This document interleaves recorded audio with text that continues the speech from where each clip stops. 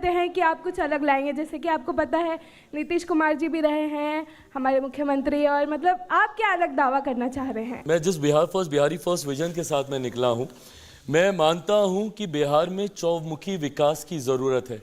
Multi directional approach हम लोग को रखना होगा, जहाँ एक तरफ शिक्षा पे, जो कि सबसे ज़्यादा ज़रूरी है। जब तक शिक्षा नहीं आएगी, ये जात पात धर्म मज़हब नेताओं का भड़काना, लोगों को उलझाना, ये सब चलता रहेगा। तो शिक्षित होना, और मेरे लिए रजत सर ये चिंता की बात है, आज भी मेरे बच्चों को कोटा जाना पड़ता है पढ़ने के लिए। कोटा में पढ़ने वाला बिहारी, पढ़ाने वाला बिहारी, अधिकांश शैक्षिक संस्थानों के मालिक बिहारी, पर व्यवस्था राजस्थानी। क्यों ये व्यवस्था पटना में नहीं हो सकती? क्यों ये भागलपुर में, दरभंगा में, मुजफ्फरपुर में, बिहार के अलग अलग जिलों में क्यों नहीं हम लोग उसको एजुकेशनल हब बना सकते हैं? दूसरा, राज्य का राजस्व हम लोग को बढ़ाना होगा, और वो बढ़ेगा कैसे? हम लोग इतना ब्लेस्ड हैं रजत सर, एक ऐसे स्टेट से आते हैं जहाँ पे रिलीजियस टूरिज्म की अनंत संभावना है। अयोध्या में एक राम मंदिर का निर्माण हुआ, आस्था एक तरफ है, मैं अभी आस्था पे जा ही नहीं रहा, पर सोचिए उस क्षेत्र का आर्थिक कितना विकास होने लग गया। वहाँ पर होटल्स आने लगते हैं, रिजॉर्ट्स आने लगते हैं, एमएनसीज आने लगते हैं। अगर अयोध्या में इतने बड़े भव्य राम मंदिर का निर्माण हो सकता है, तो मेरी माता सीता का उतना ही भव्य मंदिर सीतामढ़ी में क्यों नहीं बन सकता? नाउ जस्ट इमेजिन, वो मंदिर बनने के बाद फिर एक बात है कि आस्था एक तरफ, जिन लोगों का विश्वास है वो जाएंगे। अब सोचिए 6 लेन का कॉरिडोर बन जाए अयोध्या और सीतामढ़ी के बीच में, हर वो व्यक्ति जो भगवान राम के दर्शन करने जाए वो मेरी माता सीता का आशीर्वाद लेने आए।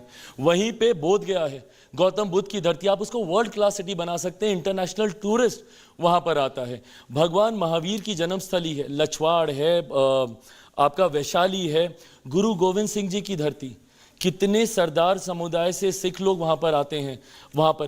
तो अगर इन सबको रिलीजियस टूरिज्म के तौर पर अगर इसको विकसित कर दिया जाए, रेवेन्यू जनरेशन होने लग जाएगा। कृषि प्रधान प्रदेश है मेरा, वहाँ पे किसानों को लेकर, अब मैं हाजीपुर, मेरे पिता जहाँ से रहे, वहाँ पर अगर हम लोग, हाजीपुर का केला बहुत फेमस है, जो भी हाजीपुर से होगा जानेगा।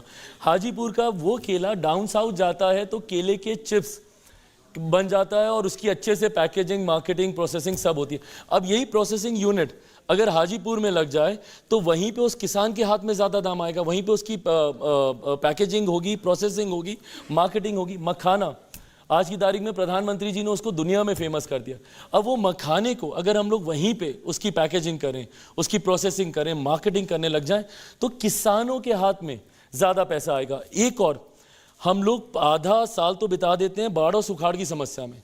आधा बिहार, अब मैं कोई भविष्य वक्ता नहीं हूं, बट मैं लिख के आपको देता हूं, ये जुलाई का महीना बीतने दीजिए, आधा बिहार मेरा बाढ़ में जाएगा, आधा सुखाड़ में जाएगा। अब इसका एक परमानेंट सोल्यूशन निकालना होगा ना। इंटरलिंकिंग ऑफ द रिवर्स पे हम लोग काम कर सकते हैं, नदियों को जोड़ने की योजना पर। इससे सिंचाई की भी समस्या का हल होगा।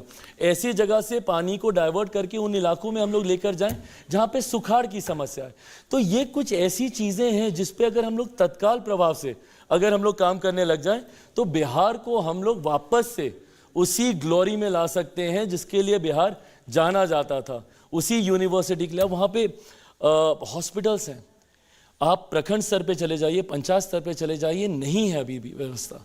इन सारी चीज़ों को, जिस मल्टी डायरेक्शनल अप्रोच की मैं बात कर रहा हूँ, टारगेट ओरिएंटेड करके, टाइम बाउंड करके हम लोग को इसमें आगे जाना होगा। तो ये मेरी सोच है जिसके साथ, and these are just few examples.